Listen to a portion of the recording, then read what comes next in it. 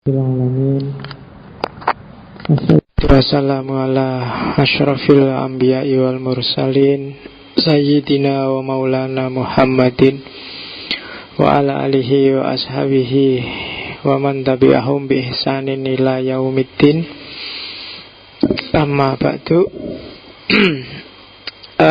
Bismillah, kita lanjutkan ngaji kita.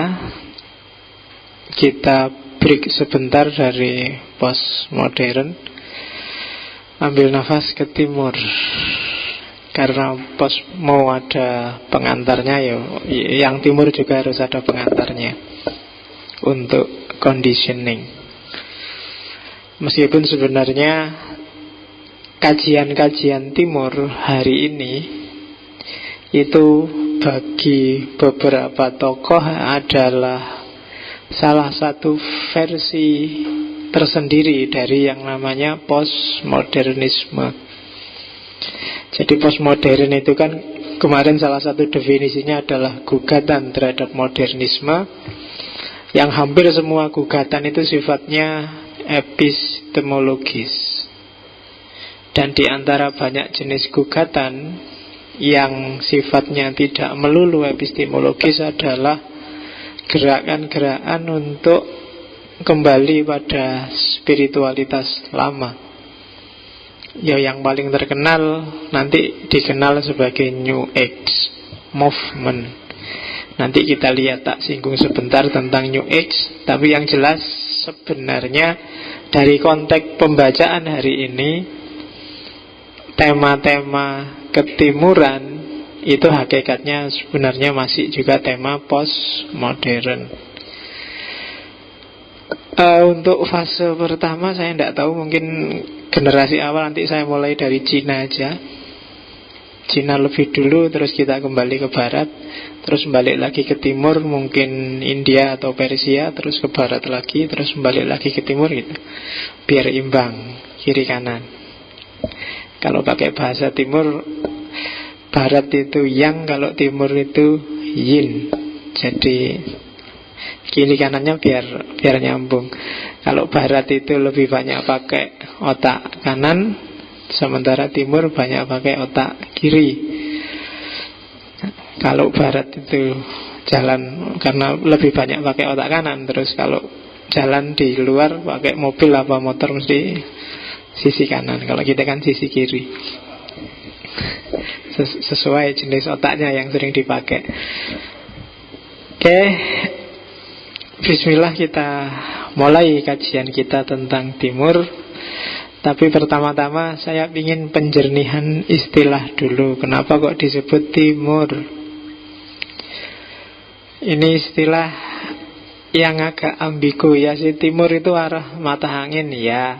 Timur itu kalau di peta itu bagian kanan ya. Iya, yang atas kan utara, yang kanan timur. Kalau secara kultur, dulu waktu di filsafat Islam banyak saya singgung, timur itu adalah tempat pencerahan. Karena di timurlah matahari terbit di seluruh dunia.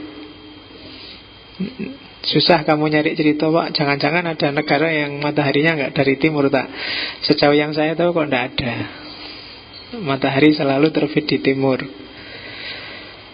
tenggelam di barat. Maka ada gium kalau timur itu simbol cahaya, barat simbol kegelapan. Diduduki wong barat kan. Oke, jadi timur itu simbol pencerahan, kalau barat adalah simbol dari puncak peradaban. Ya biasanya kalau habis puncak itu kan terus turun, jadi malam. Oke, itu secara kultur itu. Kalau secara politik, timur kalau bagi Eropa ya negara jajahan. Kayak Indonesia ini kan termasuk timur. Atau Eropa sendiri juga kenal timur. Kalau di Eropa, timur itu biasanya menunjuk pada negara-negara yang cenderung komunis. negara-negara yang tergabung di Pakta Warsawa kalau dulu, sekarang sudah nggak ada. yang dipelopori Uni Soviet dan kawan-kawan. Uni Soviet yang bisa menandingi NATO. Sekarang NATO kan nggak ada tandingannya. Kalau dulu ada Pakta Warsawa. Jadi dunia hari ini berat sebelah. Kalau pakai teorinya Hegel, maka kebenaran-kebenaran versi Pakta Warsawa, kebenaran versi komunis itu bagi kamu infonya sangat sedikit, karena kita berat sebelah. Ketemunya cuma dunia versinya NATO. NATO nggak ada tandingannya. Jadi seolah-olah hari ini yang benar itu ya dunia yang kayak gitu itu, yang lain nggak. Nah, itu secara politik. Kalau orientalisme teman-teman pasti kenal lah, kajian tentang Timur. Tapi Timur yang membahas Barat, agak tendensius, agak sakar PDW, sesuai kepentingannya. Itu yang dikritik habis-habisan oleh Edward Said di orientalisme. Itu Timur. Ada lagi Timur, ada tokoh besar namanya Timur Leng. Itu juga Timur namanya. Cuma Timur Leng itu maksudnya bukan Timur Jawa Timur apa Indonesia Timur atau dunia bagi Timur itu bahasa daerah-daerah Kazakhstan, daerah, ada yang bilang bahasa Turki. Timur itu artinya besi. Kalau Leng itu artinya pincang. Karena Timur Leng itu memang sejak kecil kakinya pincang. Tapi jangan salah, Timur Leng, pincangnya Timur Leng itu bisa menaklukkan mana-mana. Dan dia berhasil mendirikan satu dinasti Islam yang terkenal, namanya dinasti Timuriyah. Dan Timur Leng salah satu tokoh keturunan Mongol yang dahsyat, yang berpengaruh di dunia kan. Mongol itu kan ada beberapa kaisar yang luar biasa. Dimulai Genghis Khan, kemudian Kubilai Khan, saudaranya Hulagu Khan, ya, terus ya ada kannya semua. Timur Leng ini sebenarnya harusnya pakai gelar Khan, tapi dia tidak suka gelar Khan. Timur Leng, dan yang terakhir 1, 2, 3, 4, 5 yang mendirikan Mughal. Makanya namanya dinasti Mughal. Di India namanya Babur. Yang jurusan SKI Fakultas Adab mesti ngerti. Ini 5 tokoh Mongol yang dahsyat. Kalau Indonesia mungkin kenalnya, kalau Jawa kenalnya Kubilai Khan. Kubilai Khan itu yang melakukan ekspedisi ke Jawa dan kalah, dihabusi 2 kali. Yang pertama oleh Kertajaya dari Singosari, dan yang kedua oleh Raden Wijaya Mojopahit. Nah itu, ya, dihabusi ya. Dan kalahnya Kubilai Khan itu sama orang Jawa ternyata. Meskipun dia bisa menaklukkan mana-mana, urusan ngapusi itu lebih pinter wong Jawa. Oke. Loh iya kan, bisa ngusir Kubilai Khan tanpa perang itu kan luar biasa itu. Nggak ada yang bisa itu kan, nggak Kubilai Khan. Kalau orang Islam traumanya sama Hulagu Khan. Hulagu Khan itu masih saudara sama Kubilai Khan. Kalau Hulagu Khan yang mengacak-acak Baghdad, menjatuhkan Baghdad, yang menghancurkan peradaban besar Baghdad era itu kan Hulagu Khan. Zaman itu kalau melihat ilustrasinya para ulama di kitab-kitab kan, yang terbunuh hampir 200 ribuan orang di satu kota Baghdad saja. Sungai-sungai warnanya jadi hitam karena buku-buku perpustakaan dibakar dan dibuangi ke sungai-sungai. Jadi banyak khazanah kitab-kitab penting yang hilang zaman itu. Jadi traumanya umat Islam sama Hulagu Khan. Cuma yang banyak difilmkan itu Genghis Khan. Kalau Timur Leng jarang orang bahas, padahal dia luar biasa. Namanya Timur.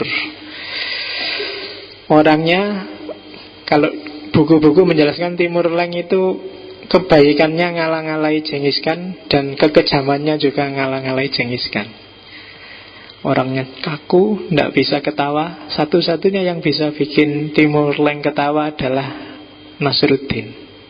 Nah, kalian kalau baca cerita Mullah Nasruddin atau Nasruddin Hoja atau itu sebenarnya pasti dia hidupnya di era Timur Leng. Dan yang bolak-balik ngerjain Timur Leng dan gak dihukum karena dia bisa bikin ketawa itu Nasruddin. Cari aja di internet banyak cerita-cerita nih Nasruddin ini kan. Jadi semua orang takut, tapi hanya satu yang bisa ngerjain Timur Leng, itu Nasruddin Hoja. Oke, nah itu Timur juga, tapi bukan Timur yang ini yang kita maksud, tokoh besar. Oke, jadi Timur hari ini yang kita maksud adalah pemikiran-pemikiran yang berasal dari dunia Timur.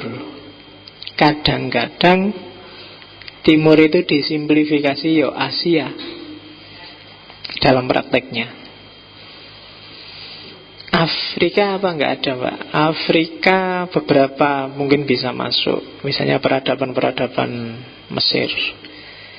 Tapi Timur itu secara aklamasi diam-diam, kalau kalian lihat filsafat Timur, isinya biasanya Cina, India, Jepang, negara-negara Asia Timur. Persia ada tapi tidak banyak. Islam pasti ada. Islam itu kan juga Timur. Orang menyebutnya filsafat Timur Tengah. Buddhisme, India, dan yang sejenis itulah. Jadi cara berpikir khas dunia bagian Timur, yang nanti beda dengan dunia bagian Barat. Di situ tak masukkan. Cuma meskipun hidup di Timur, tapi tidak termasuk orang-orang Timur yang cara berpikirnya gaya Barat. Kan banyak hari ini kan orang Timur ngalang-ngalai wong Barat mikirnya, itu tidak termasuk. Atau kebalikannya, orang Barat yang cara berpikirnya gaya Timur. Banyak juga hari ini kayak gitu. Tokoh-tokoh Barat yang mempopulerkan kembali tradisi Timur. Di Amerika dan sekitarnya sebenarnya orang paling banyak pindah agama itu pindah ke Hindu atau Buddha. Paling laris Buddha, Buddhisme. Mungkin lebih nyambung sama cara berpikir Barat. Nanti kita akan ada fase filsafat agama, mungkin kita agak masuk ke situ. Jadi Barat yang berpikirnya gaya Timur. Kalau diklasifikasi nanti kayak gini, secara umum. Tambahan terakhir itu filsafat Jawa tak tambahi dewe. Karena kamu cari buku filsafat Timur manapun tidak akan ketemu filsafat Jawa. Meskipun kamu sering GR merasa, wah Jawa itu luar biasa, Jawa itu adiluhung, tapi tidak ada yang tahu. Ya makanya kita populerkan, kita promosikan. Sebenarnya kan agen-agen Jawa itu kan kalian, yang orang Jawa loh, yang tiap sebulan sekali ngaji Jawa kan di sini. Cuma ya kelemahanmu, jagomu jago kandang. Begitu ketemu bule kamu mengkeret, minder. Apalagi diajak ngomong bahasa Inggris, kamu angkat tangan duluan wis. Jadi ajaranmu yang luar biasa itu orang tidak kenal. Orang kenal Jawa itu kan dari agen-agen Barat yang belajar Jawa dan mengolahnya kan mesti versi mereka. Coba ya kalian, kan ini ada ngaji kejawen, nanti dengarkan rekamannya yang tidak ikut, terus bandingkan dengan ulasan asli ngaji kejawen dengan ulasan mereka yang terdidik Barat menjelaskan Jawa. Coba baca Magni Suseno, Etika Jawa, atau bukunya Niels Mulder atau Mark Woodward. Itu kan hawanya kan beda. Kalau baca buku-buku orang-orang Barat yang ngomong Jawa, itu kan Jawa sih yang diomongkan, tapi cita rasanya cita rasa Barat.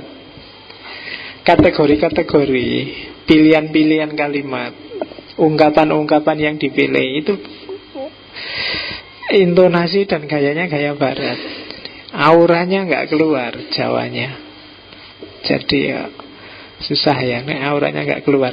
Lebih enak auratnya yang keluar.